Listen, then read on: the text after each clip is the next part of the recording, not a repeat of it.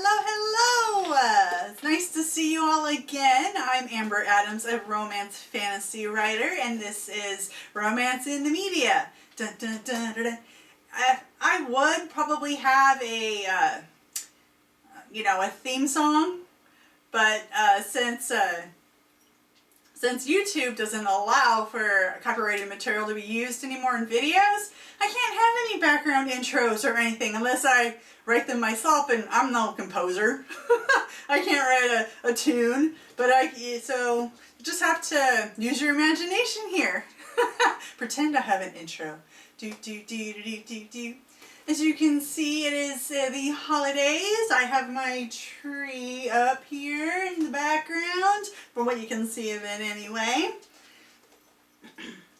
I am here to talk about, I am notes free today, guys, so I don't have them printed up, so I might go off on some really weird tangents, so for that I apologize. It's just coming all out of my head. And so I've got no point of reference whatsoever. This is going to be fun, right? Well, today I was going to be talking about my novel, Starspark: Games of the Gods.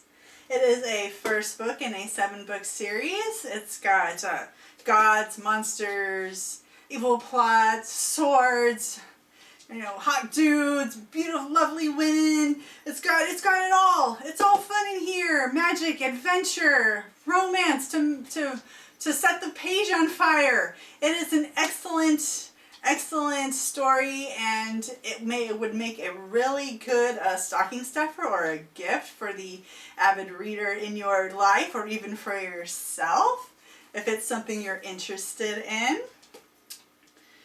It's spicy romance, urban fantasy. It's got mild reverse harem tones. So yeah, it's not about her, she doesn't get, yeah. No notes, remember, no notes. So I have to think off the top of my head. But there's at least potential for at least 4 of the dudes in this novel that she has crushes on. One being her best buddy in the whole world that she grew up with as a kid.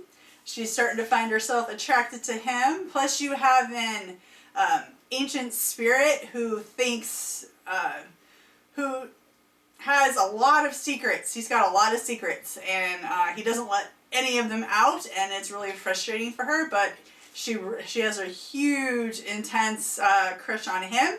And then you have her co-worker at her part-time job that she works at when she's not going to university full-time. And then there's also, yeah, that's about it for the huge obstacles for her to find her romance, her love.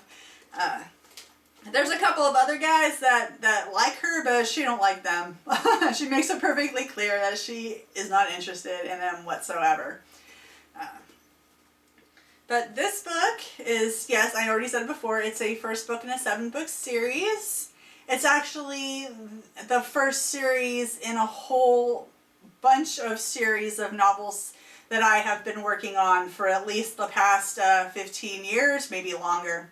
Ever since probably, I want to say, the mid-2000s is when I started really working on my own stuff. That's when I came up with the whole entirety, the whole world of Aerith, which is the planet. It is a system that the gods in the books call the Adawar system, or the Adawar district. That's how they differentiate between all the different worlds they have control over. But yeah, I'm working steadily on the 2nd book that should be out in, I want to say, the summer of 2023. So next summer. I know in the back of the book I kind of said coming soon, which was probably a rookie mistake to put that in print, because it's hard to keep up with the momentum, and also I publish it I'm an indie publisher, so I don't have a set schedule. I should probably the last thing I should have ever done is put it in print when the books are going to be scheduled to be released. Yeah, no, it's going to change because life tends to jump up and grab you sometimes, and I'm finding a little bit of a snag when it comes to the second book release, which was supposed to be April, but now I've moved it to the summer. And then instead of book 3 coming out in October, I'm planning on releasing one of the prequels, the prequel series.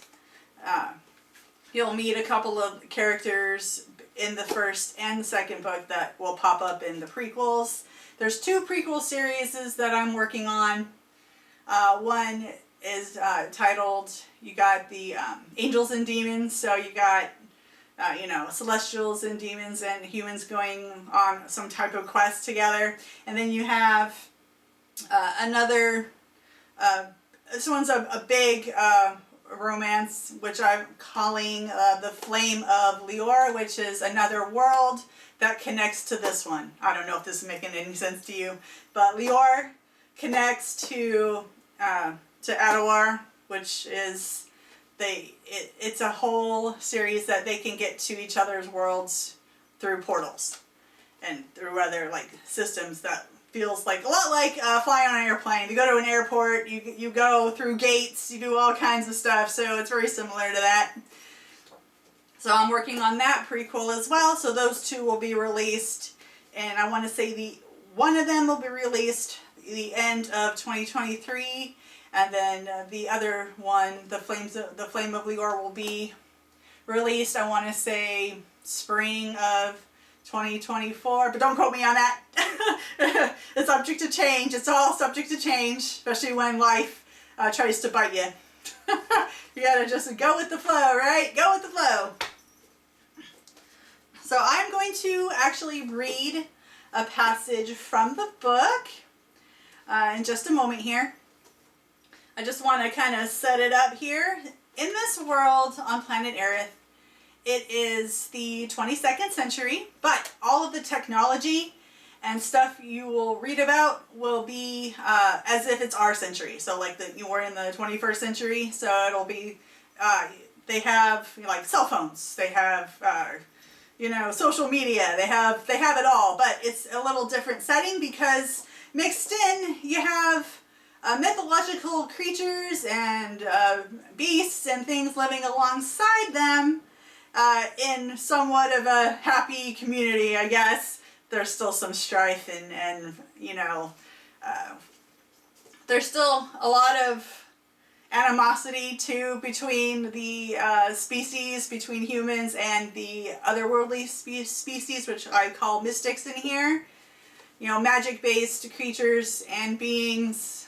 They have normal jobs just like you and me, One could be a minotaur might be a local server or a bank teller. It's a lot of fun. And also everything that you might think is misspelled in here is done on purpose, especially when it comes to food items or animals. Food items, animals, it's a different world, it's a different planet. So say you got chocolate, for instance, it's just going to be spelled a little differently. Animals might be the same, but they also could be very different. Like you have, salmon, salmon. It's actually pronounced salmon in the book. That I thought was kind of funny. You actually pronounce the L in the book, not in how when we say it. Or it's a lot of fun to be able to create new animals and also kind of tweak the wording and the spellings of animals that I've already established, like cats and dogs and stuff. I still like using cats and dogs, so that's going to stay the same. But it's been a lot of fun, and it's been a really long journey to get me to this point, and I can say that it is a huge accomplishment to be able to present it to you all for reading, and I hope y'all, if you want to read it, you enjoy it, because I have a lot of fun writing it. So I'm going to set the scene a little bit. This, one of the passages I'm going to be reading is about her finding herself attracted to her best buddy. Now, what we've got going on is Kyra Connolly, she's 22, she is a full-time university student, and she works for a man named Ivan Katsev. He is a relic hunter. So he goes off on adventures and things, collecting mystical relics, things of power, and he has employed her as part-time. She has a part-time job with him, so she is learning everything he's willing to teach her because she wants to go into that business too. So what happens is she's been having strange dreams, and they are leading her to what her destiny is going to be, which is a star of the gods. She is a warrior with God's power, with a God's power. Any god can choose a person to display their power and use it for the protection of humanity. Thousands of years ago, mystics were not nice. They had enslaved humans, and so humans fought for their freedom from the enslavement of mystics. So the gods have granted of humans the power of, they give them a small fraction of their own power and able to defend and protect themselves and to fight for their freedom. Along the way, that changed into the gods wanting to use the humans for their own benefits, their own purposes, and the powers along with it. So they toy with humans, which is where Games of the Gods comes from. There's 2 points why it's called Games of the Gods, but that is one of them. They use people like game pieces to do what they want them to do. So Kyra Connolly does not want this power. She was a bullied child and a bullied teen growing up. The last thing she wants in her adult life is to stand out. She does not want to stand out whatsoever. So she's doing everything she can to try to resist it, but there's nothing she can do. It's going to happen to her whether she wants it or not. So the first part of the book was her boss turns out to be somebody who is supposed to be training her in the ways of the Star of the Gods. So I'm going to read from the book. I know, remember I'm referencing the Mummy movie, with Brendan Fraser in it? What, you must not read from the book? Well, I'm going to, ha ha ha. So, okay, take out my bookmark here. I'm going to start. Alright, she is going to see her friend, Keitaro, who is working at his family's butcher shop. So she's on her way to tell him about all the craziness that she's been involved in. She doesn't want to tell him, she doesn't want to stand out, but she will be confessing that she thinks she's going crazy. So this is where I'm gonna start it.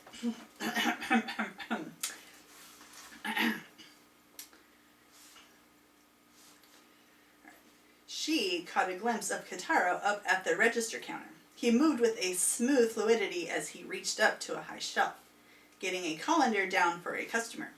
And Kyra began to smile. Yeah, nothing romantic between us. Nothing at all. Disappointment at that fact both surprised and alarmed her. She could not be feeling this way. It was impossible.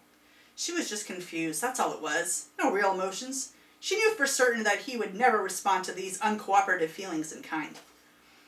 But it was becoming a lot more difficult to be around him. What was the matter with her? She was getting more furious at her anxiety over something that would never be possible. She would do her best to ignore it. It will pass. A momentary lapse in logic was what this was. It wasn't real. It was because he was her closest person of the opposite sex that she knew, and she had a craving for hot men. She was more than sure this feeling would disappear on its own. It would. It must. For her own sanity. If you say so, Mrs. Suki. Mrs. Suki set another jar on the shelf a tiny smirk pulling the corner of her mouth that made Kyra want to hide. The need to escape this conversation gnawed at her. Mrs. Suki picked up the now empty box. Are you going to Kitaro's match this Saturday's day? Of course. I wouldn't miss it. Mrs. Suki smiled. It's an important game for him. I heard that there was going to be a recruiter for the Blazers there. I hope that he gets noticed. Kyra could hear the pride in her voice and saw it reflected in that amazing supportive smile. It has been his lifelong dream to play on a professional team, so we can only hope it comes true. Kyra took another glance at Kitaro, who was laughing at something one of the Suki's regular customers were saying, and she smiled to herself. I better go tell Kitaro that I'm here. I'm sure he already knows, Miss Suki said, which made Kyra widen her eyes and a nervous bubble stick in her throat. His shift is just about over anyhow, the woman added, carrying the empty box toward the front counter where Kyra followed her. Kyra and Kitaro's eyes met, and he smiled at her. For some odd reason, that boneless sensation in Kyra's legs assaulted her yet again. She remained on her feet by the sheer luck of the gods as she reached the counter. Mom, if you don't need me anymore, I'd like to go upstairs with Kyra, Kitaro said. That's fine. Mrs. Suki took his place behind the counter while he gestured for Kyra to come with him. She zoomed past his mother and through the open back door. Kyra and Kitaro walked into the red and white tile floor back room where Kitaro's father was sanitizing a wooden butcher block, digging deep into the crevices with a sponge that was on its last legs. Hey, Dad, we're going upstairs, Kitaro said. His father, wearing a white apron smudged with meat product and other grime, glanced up, flashing a smile at Kyra before he waved them on. The two of them headed up to the living quarters, Kyra clutching the precious jar of preserves in both hands. Kitaro turned the scuffed brass knob and opened the white door, so freshly painted that Kyra could still smell the fumes. The door to her was like a portal to another world entirely. What lay just beyond this barrier was a warm, homey environment compared to the cold and soulless shop below. A loud grumbling noise made Kitaro's head twist in Kyra's direction, and he snickered at the sound of her stomach. Do you want a small snack before dinner? He asked, grinning as he let her enter first. Please, she squeaked, her cheeks burning. Having been here countless times, she knew what to do in this cozy living space. Her shoes came off and were placed near the door in the wire rack that waited for them. She tapped her socked feet and stretched her toes against the dark blue tiles that made up the entry, and smiled into the home where Kitaro spent most of his life up until 3 years ago, when they agreed to become roommates and got their own place closer to school. She followed him across the white polished carpet toward the kitchen, where she pulled back a stool at the counter and took a seat. She set her glass jar of delicious pink goop down while he went to the fridge. Kitaro pulled a bowl of strawberries, blue pebbleberries, and peeled oranges from the refrigerator. He slid it across the counter to her and dug around for silverware. He turned back, forks in hand, to find her midway through a handful of berries. Hey, he bleated aghast. Please tell me you at least washed your hands. Chuckling as her face reddened, he handed Kyra a fork and a napkin and took up the stool beside her. His jaw dropped at the ravenous way she tore through the fruit salad, and he snickered. Hungry, are you? With her mouth full, she mumbled something incoherent, and he blinked at her. She struggled to swallow her mouthful. I'm starving. I can tell, Kitaro said with raised brows and a crinkled forehead as he poked a few berries with his fork and put them in his mouth. Well, it'll be at least an hour or two before dinner is ready. I'm going to get it started for my mom by at least chopping the veggies and prepping the meats. Do you want some shrimp, chicken, or steak for your protein? He asked, rising to his feet. He headed to the fridge, pulled open the door, and fished around for the ingredients. Shrimp, I guess. She stared down at the bowl of half-eaten fruit in disbelief. She was hungrier than she thought. I'll do the steak, he said, looking over his shoulder. He grabbed the vegetables and meats, gathering them into his arms, and he carried them to the counter.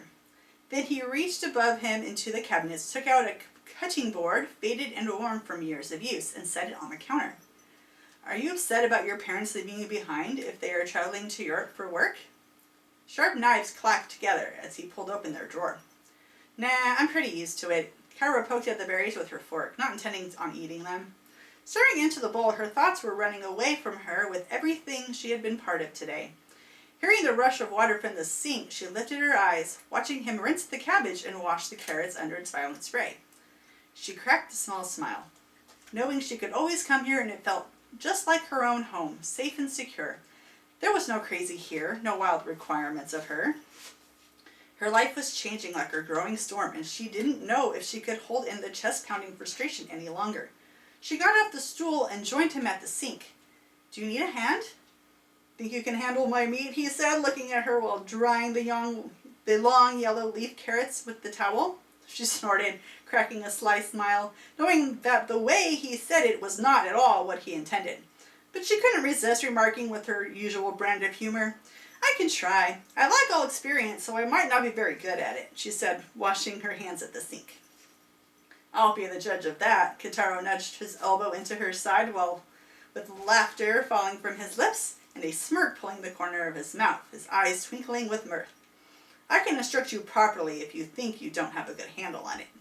"Ah, yeah, you are so crazy," she chirped out in laughter while drying her hands with a nearby towel.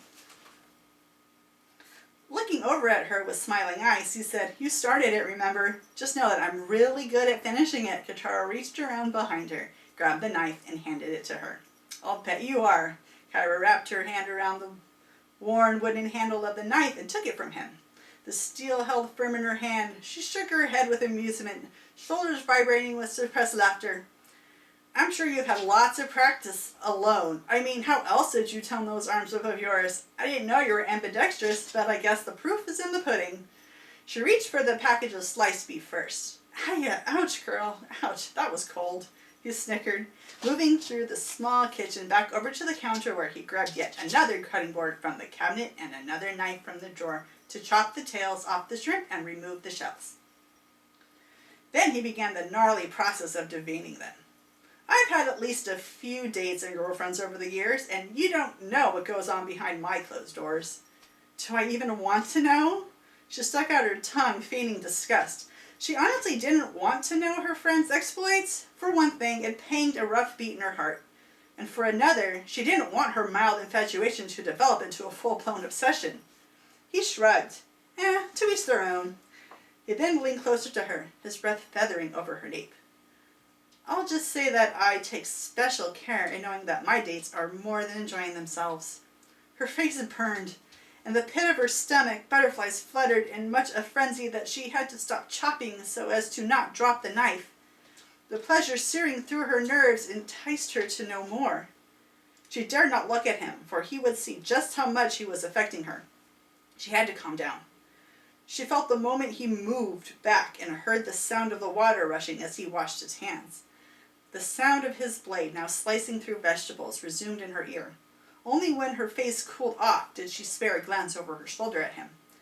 Concentration creased his brow as he worked, meticulous, as always in his efforts at even the simplest tasks, like slicing carrots.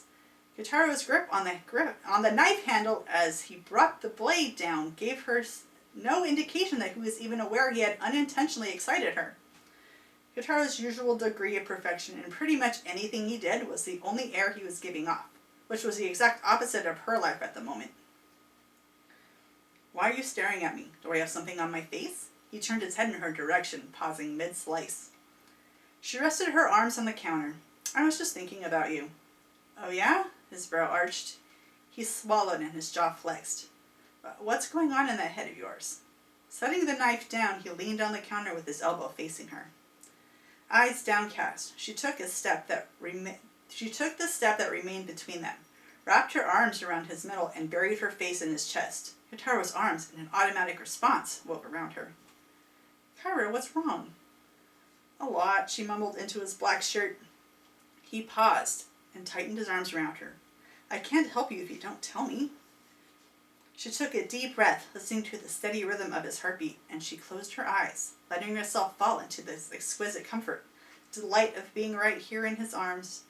"You can't help me anyway. No one can. My situation is impossible."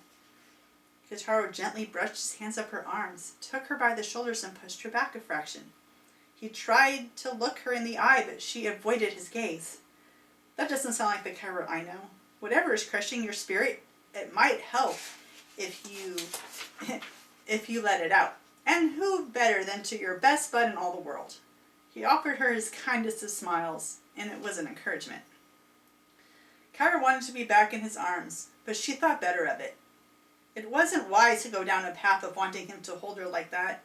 Instead, she focused on the fact there was no one else she trusted more than Kotaro. And that included her parents. Okay, I'll tell you everything. She steadied her rapid beating heart. This is Kotaro. He wouldn't judge me. At first, I thought I was going nuts. She moved from Kotaro's warm embrace and headed toward the living room. We're going to change perspectives. Now, it's now his perspective. Kotaro sat across from her on the white plush carpet in the living room, facing a large flat-screen television entertainment center, tapping his fingers against his thighs. He was silent for a few moments before leaning forward and planting both feet on the gray and blue speckled carpet. Everything that Kyra had said sounded so bizarre. If she had been showing any signs of the power she claimed she had, he was sure it would have been noticed. He stood up and paced back and forth. Well then, go ahead and say it. I'm not a mystic, so you must think I'm crazy, right? Kyra leaned back into the thick, fluffy cushions, looking away with a frown of irritation marring her lovely features. Her eyes found his family pictures on the wall, somewhere of her and the rest of their friends. Had Kyra been overstimulating her brain and battling bullies over the years so long that it finally took its toll on her? Yes, it sounds a little crazy. Who am I kidding? Kotaro threw his hands in the air. It sounds a lot crazy. Kyra took a deep breath. I had to tell you what's been going on. You deserve to know about these changes that feel a lot like descent into madness. She forced a half smile. There's also one more thing. Peering into her tired eyes, Kotaro knelt before her and took her hands in his. He wanted to be as supportive as he could, and he couldn't deny it to himself just how much he wanted to hold her hand, even if she was crazy. What is it? He asked. You know the few times that you've come to my work to meet up with me, and how you were introduced to Kama's cousin? With Kotaro's confirming nod, she continued and squeezed his fingers with hers. His heart skipped several beats. He's actually an ancient spirit that's bound to this necklace. She lifted the gold triangle around her neck from beneath her green shirt and waited as Kotaro just stared at her. Oh boy, he whispered, staring at the medallion and then at her. Kyra, it's possible that you... Miss Kyra is correct, and then interrupted him, his voice coming from within the golden ornament around Kyra's neck. Kotaro jumped back, tripped over his own feet, and hit the floor hard, the apartment walls shaking around them as if a quake had hit. And then continued to speak. I understand your surprise, and I wanted to inform you that Miss Kyra is telling the truth. Light streaked from the ruby in the medallion and coalesced into the figure of a man dressed in a garb of an ancient warrior of Egypta. A white kilt, woven leather and metal armor, with his feet wrapped in gold sandals. Kotaro stared, wondering if his brain was about to explode. The figure looked between him and Kyra. Kotaro scrambled to his feet, looking Anen up and down, his eyes blazing with anger. He'd known Anen as Kama's cousin for years, and now the reality that he was a spirit felt like a kick in the face. Kyra, he started to say, I only found out about him being a spirit a few days ago. Believe me, I'm beyond angry and more than this revelation. Kyra stood up. He stood up beside Kotaro and grabbed her hand and pulled her across the room and away from the seeming apparition. I don't know about this. I mean, I see him standing there, and yeah, my experience with spirits is far less than yours. Even at the Spirit Bounty Agency, I don't really interact much with the spirits, just the members of the staff. Kotaro couldn't help the irritated alarm out of his voice, and he was sure it was evident on his face as he stared back at Anen. I mean, is he safe? Kyra looked back at Anen, who just stood there with his hands folded behind his back. I'm not sure. I want to say yes, but then again, I can't believe liars. What's letting me to think that he's not dangerous is there had been plenty of opportunities for him to be so. Remember, I've had this necklace since I started working for Ivan when I was 15, and nothing has happened to me in all those years. Worry etched its way more deeply into Kotaro's face. I don't know what to say to this. He took 2 steps forward and put himself between Kyra and the spirit. For all the good it would do. She was right, he realized. If Anen had wanted to harm her, he could have already. Even now, though, Kotaro couldn't stand the idea of someone behaving like a foul beast to her. He straightened his spine, resolving to be as intimidating as he possibly could. Are we going to have problems? We should not, Anen replied, his voice empty of emotion. I am not a danger to Ms. Kyra's safety, if that is your main concern. That is my only concern, Kotaro snapped back. Why are you confessing who you are now, of all times? Anen did not answer, which only managed to irritate Kotaro more. What's the matter? Cat got your tongue? I do not feel it necessary to answer that question. All right then. How about the reason your spirit is tied to the medallion? Will you answer that one? Anen shook his head on his refusal to, in fact, answer that one. I'm wasting my breath. The realization grated on Kotaro's nerves. You're not being very cooperative here. His hand squeezed into a tight fist in a near-threatening manner down at his side. A small smirk curved the corner of Anen's mouth. I never said I was cooperative. I will only answer questions if I feel inclined to. That cold, calculating expression on his face hardened as he narrowed his eyes just the slightest bit at Kotaro. The room was ice cold now, almost as if he had been encased in an iceberg. Kotaro couldn't help but feel how much more tense the energy between him and the spirit grew. It gave him the shivers, but he did nothing to let on that it physically affected him. Leaning down toward Kyra's ear, he said so very soft to her, I've always been wary of him as it is, but now I don't like him at all. He turned a forced smile in Anen's direction. Kyra gripped Kotaro's arm and his eyes shot toward her hand, squeezing his bicep. He wanted to help soothe her worry, so he covered her hand with his. You should give that thing back to your boss, he suggested, gesturing to the necklace with a tilt of his head. I can't do that for safety reasons, Kyra admitted. I can help you with safety. Anen snorted in mocking amusement and crossed his arms over his chest. Highly doubtful. Kotaro's eyes flew towards him, shooting daggers sharp enough to pierce. You got something to say? Anen's continued silence brought out more of Kotaro's dark mood. The smug look on the spirit's face was enough to make him want to lash out, but the last thing Kyra needed to see was him losing his cool over a stupid spirit who wasn't even important. Anen, after all, was dead, and so had nothing going for him. He isn't worth the trouble. I think it best if you return to the medallion, Kyra said to Anen, and it was not a suggestion. Anen silently inclined his head toward her, and his form dematerialized. The last thing Kyra saw as it was a definite smirk on Anen's face as the spirit phased out. He felt a shiver run down his spine, and it nagged at him just what that gesture could possibly mean. Gods, he hated him. Sure, we might not have to look at him, but he can still hear everything we say, Kyra informed Kotaro as she pivoted to face him. I don't care if he can hear us or not. Is he always that smug of an asshole? Kotaro eyed the necklace with distaste before meeting her gaze. Kyra nodded as she peered up at him, uncertainty crossing her face. For as long as I've known him, yeah. I'm sorry, Kotaro, forgetting he had product in his hair, ran a frustrated hand through it. His fingers came back a little sticky, and he stared at them, annoyed. As he tried to settle his wits and calm his frustrated anger, since he's stuck in that necklace of yours, that means he's going to be coming home with us, isn't he? Not to mention he's been there the whole time. Kyra tried to shrug with no emotion behind it, but Kotaro could see how much all of this weighed her down. There really is no need for him to come out unless there's an issue, she said, and I have no idea what kind of an issue would trigger that to begin with. That's very true, said Kotaro, calming himself by inhaling and exhaling slowly.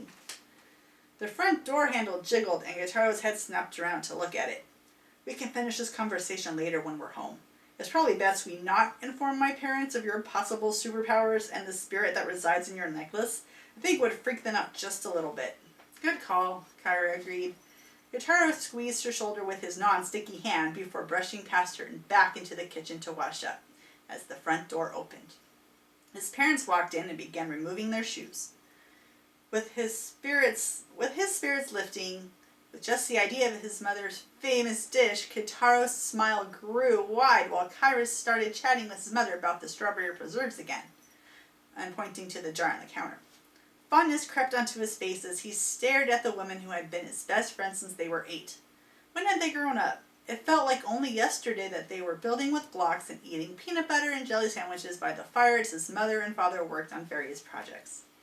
Life surely went in odd directions sometimes, but one thing that remained constant was Kyra's friendship. He could always count on her to stand beside him, and he would always be beside her.